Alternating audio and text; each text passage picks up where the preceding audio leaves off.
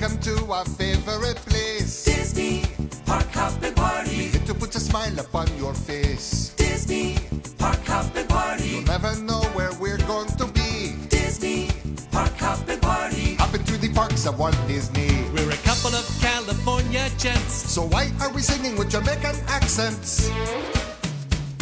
It's a Disney Park Hop and Party. We know we're cool, but we're not blind. Disney Park Hop and Party. Yes, we are a legend in our own mind. Disney Park Hop and Party. You've hit play, what's done is done. Disney Park Hop and Party. So come along with us and have some fun.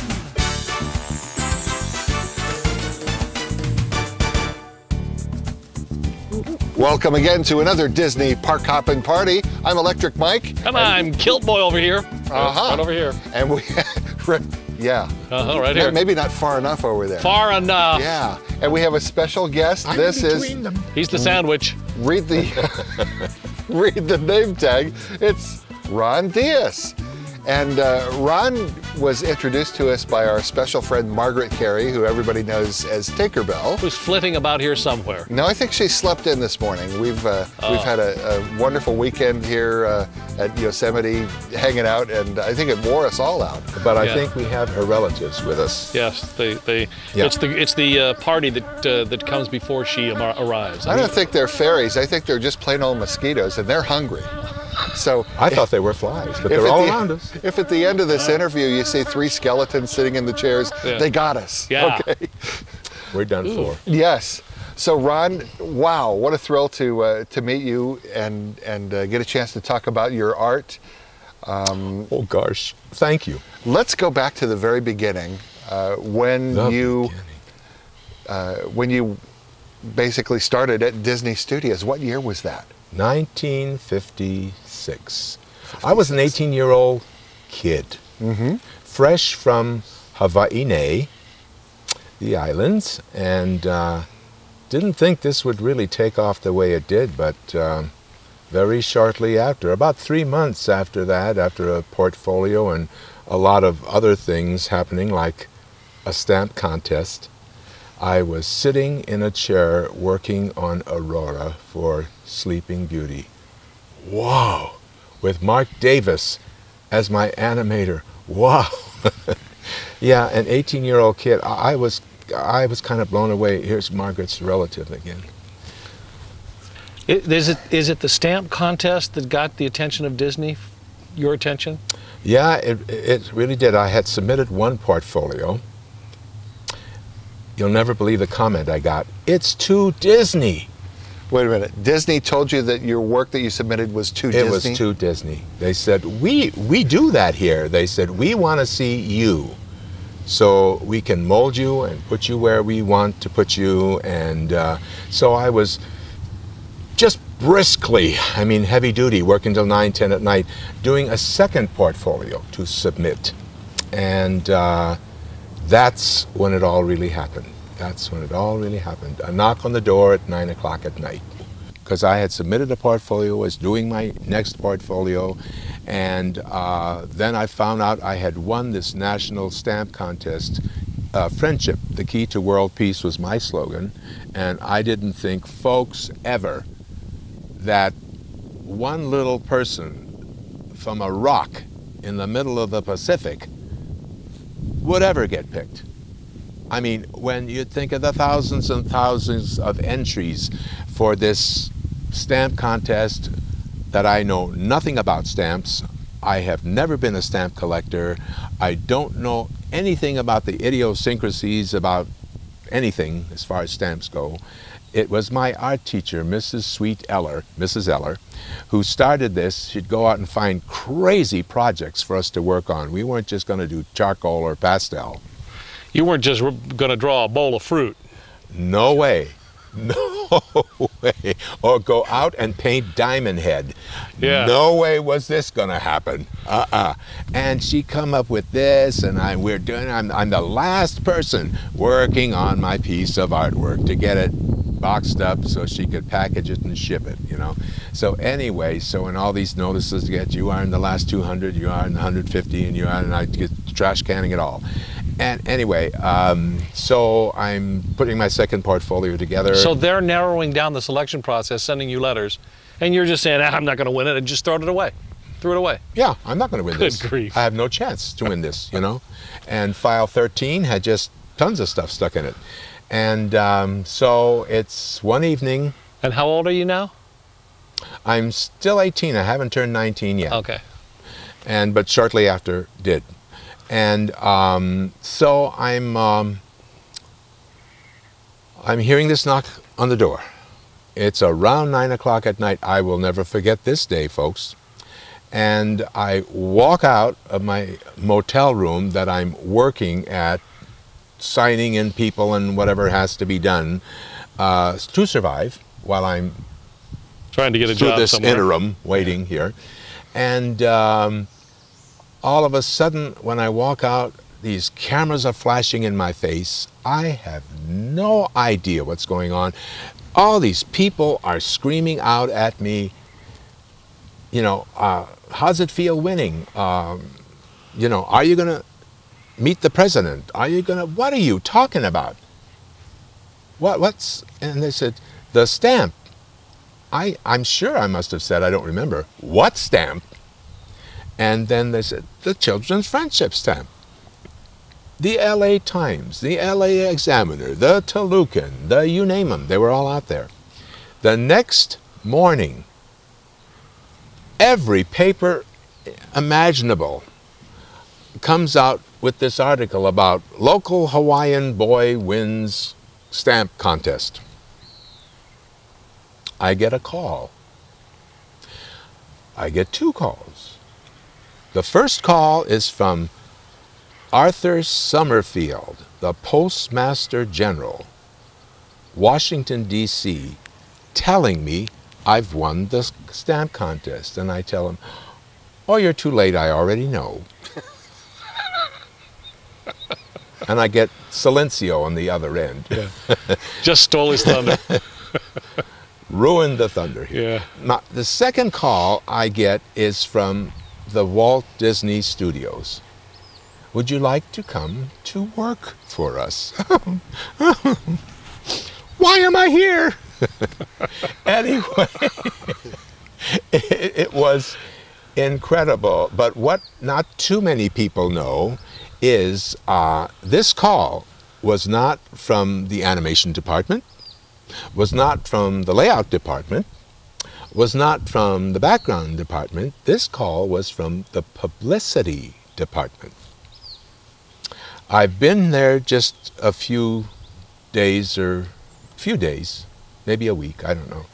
I'm walking down the hallway, and who comes walking right at me but Walt himself. And he says, "Good morning, Ronald." Freak out! Yeah. And I don't think I said anything. I think I just nodded. I went around the corner into the hallway that led to, you know, my place. And I did what would have been like a cartoon.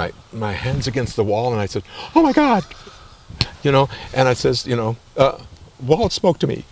And for the longest time, I couldn't figure out, how would he know? How could he, what is that? And I was never introduced to him, actually. Never.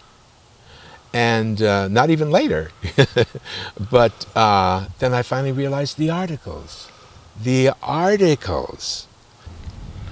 So really walked in green off the boat to this magical world. Found out really quickly who were going to become my mentors. Really, really quickly. And probably the first one, I say the first one was Ivan Earle, a terrific background painter who I learned so much from. But it was the first time I walked into the animation building, walked down the hall, and I saw a wall of Gustav Tengren.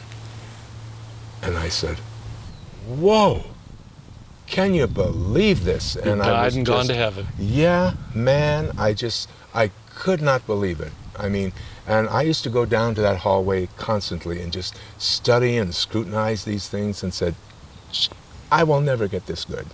And then I found out I was working with Mark Davis. But the topper was that I got to work from one extreme to the other. I got to work on the little goody two-shoes feminine Aurora character, and then because of a very wicked little accident, we were put in units, and each one of those units, they weren't even supposed to intermingle with the other units.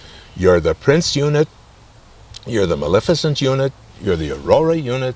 Well, we had a flu come through, and everybody in the Maleficent unit got sick, and the stuff was piling up, and they said, somebody's got to work on this. And logically, who's the other feminine character in the film? Aurora. Aurora. So guess what? One day I'm working on this, sweet thing. The next day I'm Do that working again. on, no, I better not. I'm working on Maleficent. I wasn't invited. Shh. So it was incredibly wonderful. Really? It was to have two sides of this thing going on, and no, I loved it. It was such a beginning for an 18-year-old punk kid. So, just for those who appreciate the art and what goes into it, but those who don't really understand it, when you said you were responsible for Aurora, how responsible were you for her look? From beginning to end, gown, face, figure, everything? Or was there just a certain portion that you were to focus on? Well, when you start off, you're an in-betweener. Which is? The very bottom. And what do you do as an Then in-betweener? you're a breakdown. Then you're assistant. Then you're an animator. What you are called on to do is just what it says, in between. It's done, and you in between every drawing to complete out the action so it has the fluidity that you need for a Disney kind of animated film. And then you graduate to a breakdown. And a breakdown, for instance, let's say, drawing 1, breakdown would be 3, the other one would be 5.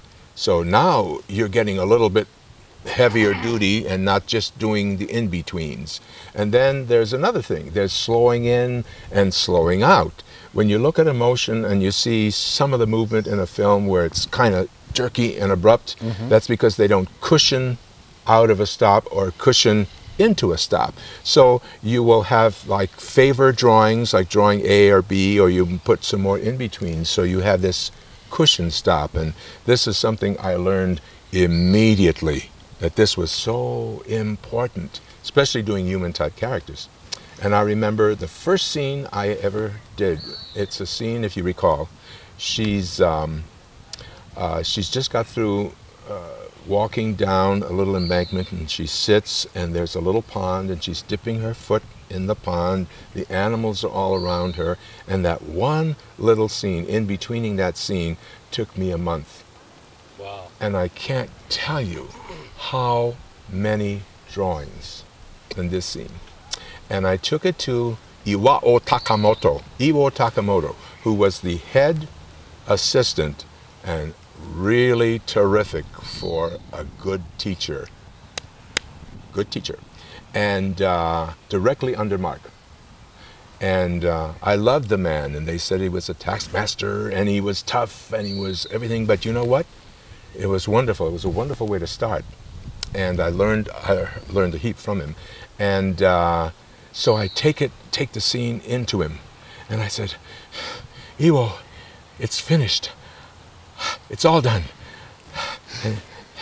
And I walked back to my chair, and I sat down, and I says, what a workout. About 30 minutes later, he comes back to me, and he says, Ron, you forgot one in-between. And I said, one in-between? And the tears started to roll down my face. He said, oh, that's okay. I'll do it. I'll do it. It's fine. And he went away. This was my assistant who said this. This guy rooted for me, helped me out of a couple of really tough things. I wanted to be a background painter. I was trained as a fine artist. I like to get paint under my nails. I like to light. I liked dramatic lighting and staging and color and think graphite pencil, just black, and thousands of drawings. And that's all And you so did. that's all I did. That's all I did. And then I used to sneak up to the background department to see and watch and meet Ivan Earl and see these beautiful panoramic Sleeping Beauty backgrounds he was doing. I got caught a couple of times and really on the carpet. And Iwo comes to bat for me. He comes in and shows some of my drawings. He says, look at the craftsmanship. Look at the draftsmanship. I don't have to go behind him and change an eyelash and a nose and a fingertip. And he says, we really need Ron here. Thank you, Iwo. So we won a battle there. And because of that, I got to visit with Ivan a whole lot, got to be friends with Ivan a whole lot. And it really started my road to becoming a background painter, because I started in '56 and by early '61 I was already painting backgrounds. And I got up to an assistant, barely, and was really happy when the path changed, because people only think animation. They don't realize there's character design, story, sketch and development, layouts, and backgrounds. All of this makes it what it is. All of this makes the magic. There was a lot of stuff going on at the studio right then. And it's funny, a youngster like me kind of saw it all, and nobody else seemed to, it was just going over their heads. Oh, he's never here. He's out there working on that Pirates of the Caribbean thing, a haunted house thing. Doesn't he care about animation anymore? He's not here. Oh, he is. And I would love the weekends, because when the weekends would come, I'd love to get back there on a Monday morning, all the way down the halls and the corridors and the rooms, and were cigarette butts. And when I'd see cigarette butts by my desk, I'd go bonkers. Because you know he had spent He some time was there. looking Looking at at your stuff. what was on my, maybe even flipping the drawings, who knows, but he was there, you know, and they'd say, oh no, he's off somewhere at the park. And I says, bull, he knows exactly what's going on. Yeah. And then the memorandums used to come out. I like this. I don't like this. Change this. I remember one scene. My partner would scream because he's heard the story so many times. Aurora. And animation isn't like live action where you, you take a camera, you set it up on a sound stage where the set is, you change the lighting, you film it, and it's done. You got to go back to one and do it all over again to get to what you saw on the screen as finished. And so it's a maddening thing. So it was Aurora walking in the forest with, remember that curl she used to have over her shoulder all the time? Well, this curl was undulating, vibrating. And if you ever try animating a circle, you have to be very careful that it doesn't change in its size, and that if there's an arc, that it's following the arc. You can't just in between. You have to follow an arc. And so it has a tendency, and look at Aurora. All these big round curls. She's very decorative, very designy character. It's the square and the circle and the angle that makes the backgrounds and the characters and makes this medieval look that is Sleeping Beauty. And he said, it's undulating. Fix it. Myself, I would say, well, it's hair. It's hair, and it's undulating. It's fine. But that's what made Walt the perfectionist that he was. That's what made the films, the elegant films that they were. How many films did you work on for Disney? That's really hard to say because I would work in bits and pieces. I can kind of put it this way. I started on Sleeping Beauty. My last big one was art directing Toontown for Roger Rabbit. Nice. And then I went to television. I was the art director for the Little Mermaid series. Worked with Jamie Mitchell, terrific director. Terrific director. Very much like If I May Switch Studios, though he was part of Disney at that time, Don Bluth Studios. That the kind of director that will not tell you, I want it to look blue, or I want it to look green, or he'd give you the storyboard and he'd say, read through this and tell me what excites you. And I said, oh, I love this. Oh, I love this. And Don Moore, that was working for The Secret of NIMH, said, and I love this. Don Moore liked the heavy stuff, the rats, the underground. I like the more airy stuff. And so he would say, do you picture it? Do you kind of get it? I said, oh, yeah. I love it. He said, well, go away. 3 weeks. Do me some color keys. Color keys are like the storyboards or color sketches. I mean, pencil sketches. These are color sketches. And he says, do me a color storyboard. And I remember sequence 6, the tractor sequence, where the tractor's coming, the tractor's coming. The shrew is running around saying. And gave me 3 weeks. And what you see on the screen, except for the very first color key, is entirely mine. 131 pieces of artwork, a whole sequence. And that's why when we talk about The Secret of NIMH, when we talk about Sleeping Beauty, we say Disney Sleeping Beauty. When we talk about Secret of NIMH, we say our film. There was so much from animator to background painter input that was ours. He just let us give, and if there was something that really rubbed him wrong or just was not working, he thought continuity-wise or something, then he'd speak up and say, I think, try this. Like with me, the tractor sequence gets to the point where I have a vermilion sky, where the shrew is trying to pull the gas thing so to stop the tractor to not kill the little mouse and the hollow tile in the field. So I start off with gray with just a tinge of orange, the sun just coming up, or trying to introduce this violent red color that I want to go to at the peak of this sequence. Mm-hmm. He says, no. Eliminate it. Eliminate the orange. Totally gray, absent of color. Then build to that color. Smart. Works. Mm-hmm. Good. Getting back to Disney, you'd mentioned at the beginning of this interview that you met Margaret Carey when she picked up a Tinkerbell or Peter Pan book, Disney Peter Pan book that she had not seen before. You did illustrations in these books as well?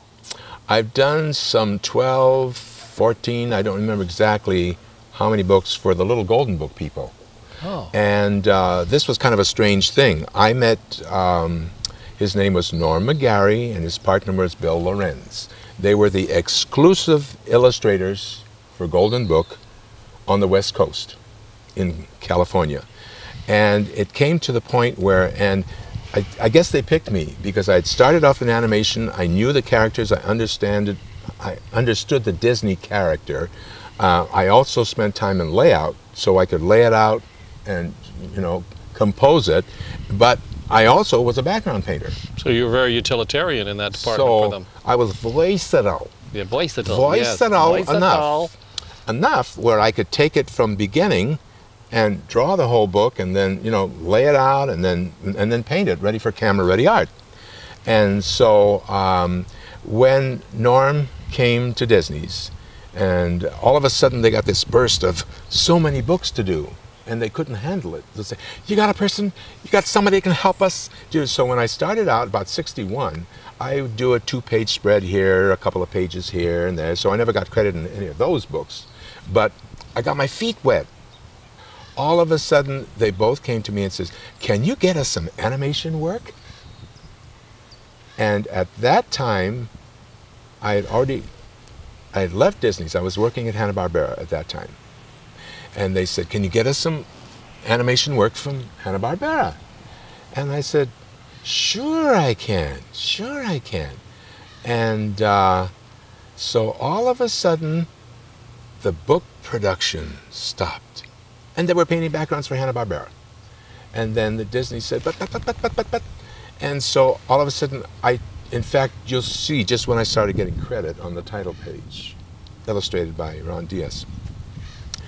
And then they just kind of help. And I started doing a whole bunch of books, and I really, really loved it. And I tell you what happened with the books.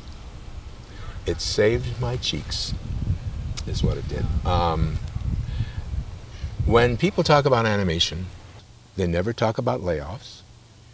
They never talk about strikes. All you hear is the happiness. Well, there's a reality to this too.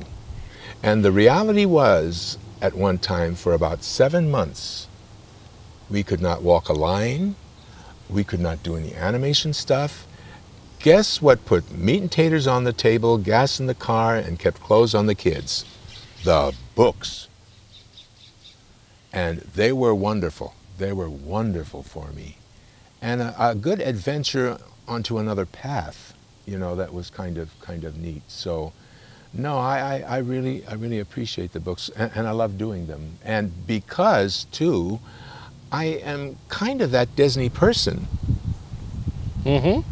And they're a spin-off, the Disney things. So even if I'm not working on the film, I'm still working on the characters and the warmth and the love stuff of the Disney, you know, corporation.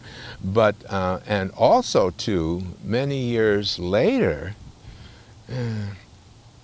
when beautiful downtown Burbank, after 40 some odd years, was not looking so beautiful anymore, and things were happening, and runaway productions to Europe and Japan and Korea and Australia and Canada, and we didn't want to be in Burbank any longer. But we could move to Monterey County and have the closest thing I could find to my home place, Hawaii, and still do the marketing art, the books, the posters, the lithos for Disneyland, all this other stuff that were all spin-offs what I loved. So That kind of got you to what you're doing now, yeah, right? what I'm doing now. And explain to the folks what it is you are doing now. Well, I'm actually... Yeah, what the heck What are you doing? the heck are you doing now? Are you still alive? I'm here and there is a pulse. Get a mirror, somebody. Please. No, he's moving. Yeah. Look at this. I've worked so hard to get to this white. Anyway, what I'm doing now is actually not so much working for the studios, or not so much periodically doing a hunk of marketing art. Kind of put it this way. When I think I'm going to enjoy it, when I think it's something I'm really going to love doing, if I'm working with someone who's a really neat person to work with, and then I will do it. But I'm actually, it's kind of a turning around point here. I'm doing for collectors, I'm doing for fans, I'm doing for friends. I wish I could say I was doing for family, but I'm not. And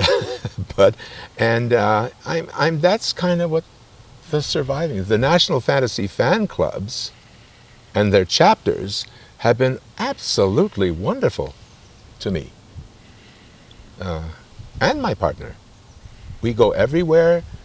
We see and meet many people who totally love the magic of animation, and periodically, like just recently, I did a bunch of art for Sleeping Beauty when it went to its digital format, the new THX remastered stuff, and couldn't understand why, when I went out and got the DVD, I didn't find it. But it was done for this. Why isn't it on this except for maybe one piece of artwork? And then the person I worked with said, "Have you seen the Blu-ray copy of Sleeping Beauty yet?" And I said, "No." He says, "That's where it is." And so if you want to see my new artwork, that's where it is. Okay. You'll see the castle in spring, in autumn, in light winter, in heavy winter, with vines around it, with heavy skies, with, and I think, I'm not sure, I haven't seen it, I don't have a Blu-ray machine, I think it's a video game. I think is what that is. Or just talking about the castle, but you see it in every conceivable move, and it was a mood, and it was really fun because think of the Sleeping Beauty castle covered with snow and the terrain all covered, and it made a Christmas card. Yeah. It was a beautiful Christmas card. In fact, I used it one year as a Christmas card.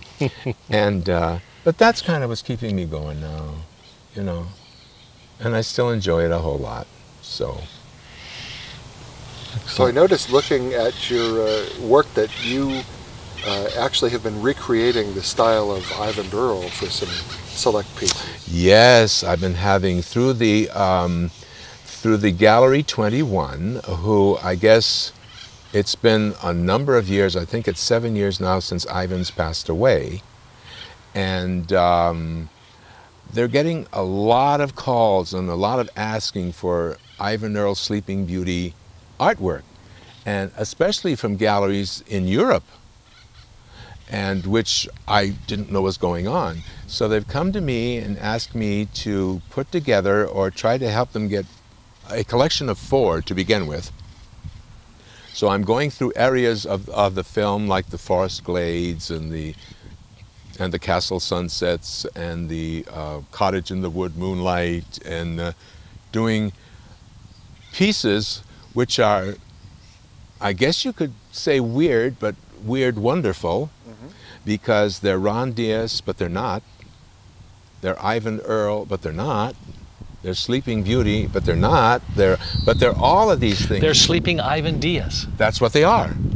There you go. Yeah, I like that. Or Beauty Ivan, Ron. Sleeping Beauty Ivan, or Sleeping, something like that. Anyway, but they're really fun, because when you look at it, you say, "Oh, Sleeping Beauty." But I didn't see that in the film, and I haven't seen it in any books, and I certainly didn't see it on a poster. But it's Sleeping Beauty. Yeah. And it's my layout, it's my concept, it's Ivan Earl's style of Sleeping Beauty.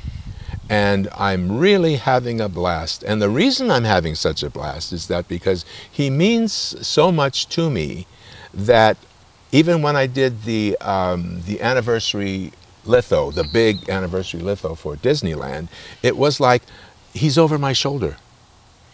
And he's like watching me and leading me, or saying, no, that color's not right, or he'd be happy with that, or that's a good decorative pattern, that looks just like Ivan, and it's kind of a really resurgence of my mentor being with me through this little path that I'm taking right now, which has gone full circle right back to Sleeping Beauty again, which is so Funny how life works that way. wicked. I found that my life in 3 sessions right now, in 3 different areas, are going full circle, which is Amazing. a kind of a good thing, because it keeps the child in me, I think, because a child I am no longer.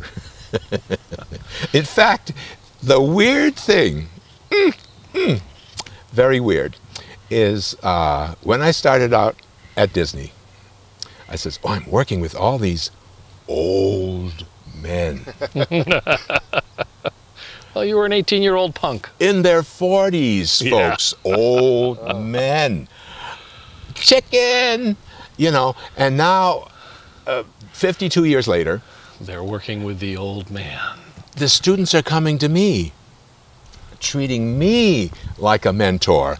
And I says, "Whoa, it feels good, but it ain't working. I'm still the young kid on the block." Yeah, yeah. It's all up here. And, It's all you in the know, head. You know, it's all. And where I you look want in it. the mirror and I says, "But I'm not the young kid on the block," you know. But I'm working with 2 students right now that they're really wonderful. I gave a Sleeping Beauty talk, the making of Sleeping Beauty, in the Monterey County, where we live. And I didn't even know they had a film commission up there until they came to me, and in a very strange way, but they came to me. And the audience, half of them were these young kids. And then afterwards, they came up to me and they started talking and they started saying, I couldn't understand what was the really big deal about this, but they said, we're so angry at our professors. And I said, why? And they said, because they skipped A, B, C, D, and they went to E. And I says, yeah? He says, we very quickly designed the character, and then we wireframe it, and it's CGI. You've shown us character development, character design, layout concept, then trying to find the style and look through painting for background, and then you've started working on the film. And I says, oh, that's the funnest part. Yeah. You're taking all the fun away if you take that away. And also what you're doing is building. You are building, so when you get to here, something spectacular takes place. It's a creation. You've created it. Exactly. You've created it. You've given it a lot of thought. You've developed the character into an entity, a personality. You know, it's just not a person that walks from here to here, does a bits of business, and moves on to the next scene. It's Isn't way it more wonderful than that the young people can appreciate that? I'm so glad that they notice that. Yes. I'm glad that they see it, you know, because a lot of this seems to do this nowadays. Well, I think the don't know human why. mind really sees art and appreciates it, and then sees the shortcuts and say, well, that's okay, but this is really the way it should be done. Yeah. Yeah, and these two kids, because of this, and I'm so proud I am of them, they have gotten themselves through their school a kind of a grant thing and a year to put a film together. And they've done a wonderful job with story. They're finished designing the characters. They've already done some animatics on it that I've seen, and it is going in only one direction, a good and right direction. Excellent. I'm so proud of these two kids. Javier is the guy and Mitra is the girl, and I have to mention them. Well, and since you're talking about the young people and coming up and mentoring and so forth, what is the one, if there is one, best piece of advice that you could give to a young person who's interested in animating? Maybe 2, 3 things. Anatomy. Study anatomy. Study the human form in every way, shape, and form you can, through books, study film, analyze it, be very analytical. Understand movement, understand its extremities, how far you can pull it, you know, do a Tex Avery, you know, extreme if you must. Then, once you have done that, you can stylize it, you can cartoon it, or you can handle it like Sleeping Beauty and go more realistic with it.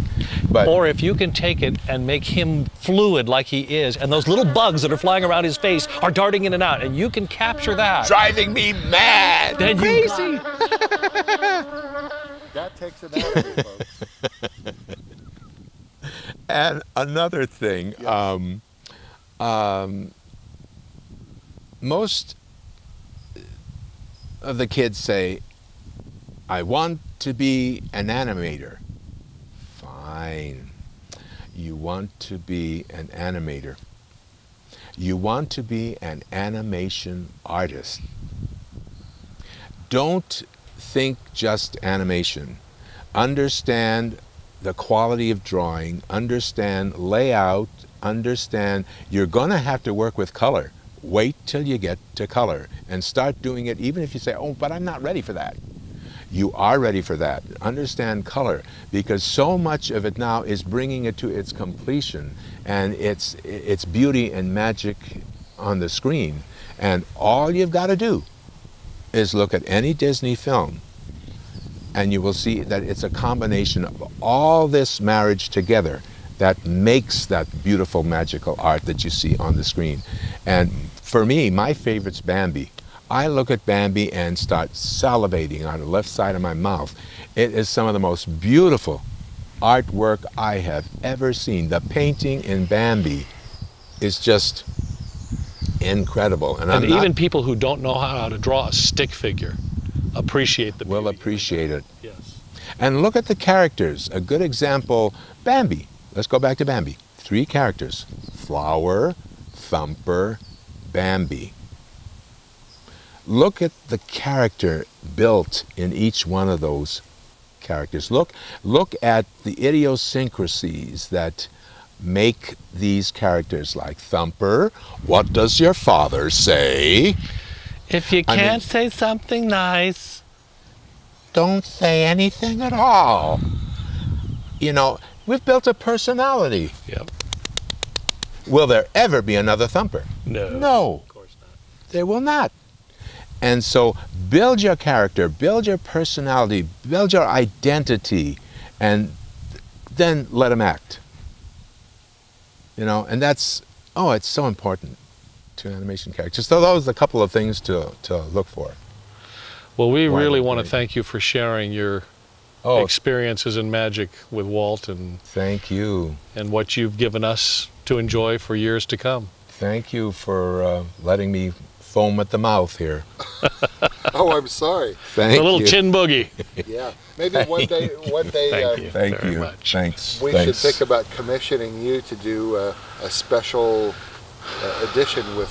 Oh yes, you caricatures should of have a us. picture of Electric Mike and Kilboy. would Perhaps be something you totally could cool. sketch That up would be fun. to put at the end of our little interview on the That video. would Pretend for be the fun. moment that Yes. we're rich enough to pull that off, but Yes. that would be. No, this was our cheap-ass way of getting a free drawing out of Ron Diaz. That's what this was. See this? My mama doesn't raise no No, dummy. no. And you're thinking of a Kilboy hell. is working it. Yeah, but wait, I think we can go further. Okay. And you're thinking of just a card with a couple of caricatures. Now you've got me going here. Okay. If I can get together with I want a whole person- litho. What? No little card. What are you talking about? I've never considered myself an animator because I never really made it to animate. I made it to assistant. So I never, in fact, when they want to say, how do we credit you? I said, Disney artist / illustrator. That's what I say. Okay. Say about me. So I'll get together and find an animation friend and we'll just do a little kooky 2 Scrooges Oh, I'd love that. kind of an end title or beginning title. That That would- would just be choice. Yes, it would. Would be choice. That would be So, fun. That would be fun. Thank you so much, guys. Oh, no, thank Really, you. We- I have enjoyed we, this. And look where we are, folks. Look. The Yes. lake behind us, the trees around us, Yosemite. and any minute Bambi's going to come by. Just wait. That's see? right. It's kind of neat. Before we let you go, why don't you tell everybody where they can find your fabulous artwork and perhaps even purchase some of it and find out where you're going next? Well, couple of things happening right now. But Foist,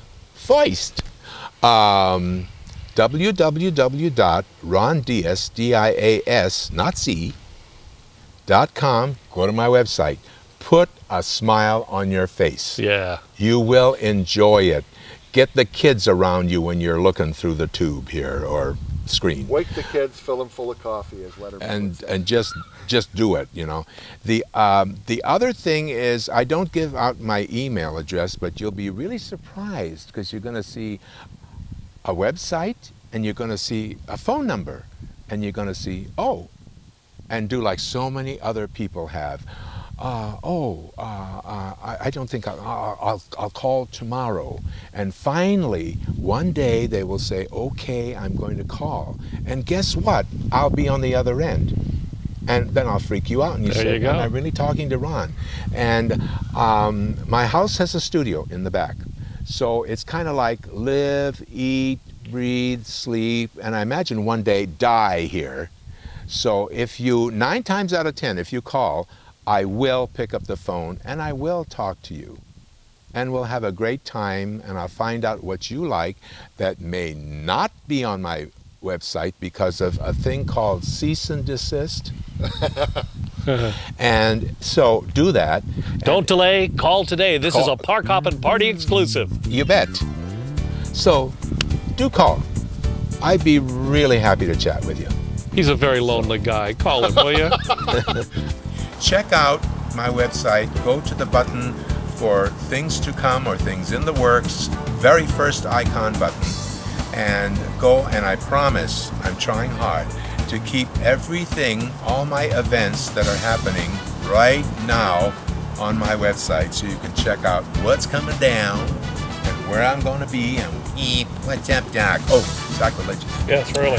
So, do it. Thank you very much. Thanks. Again, it was a pleasure. Thanks again, Thank you guys. very I'm much. wearing out hands here. Yes, that's all right. Thank you. There you very go. much. I've had a great time. I really have. Thank you. Oh, as have we. Did I say that right? Yeah. So Yes, be you sure did. to join us once again for another Disney. Park hopping party! That's right. Yeah. Did you hear the echo through the trees when you did that? I did. Thanks, guys.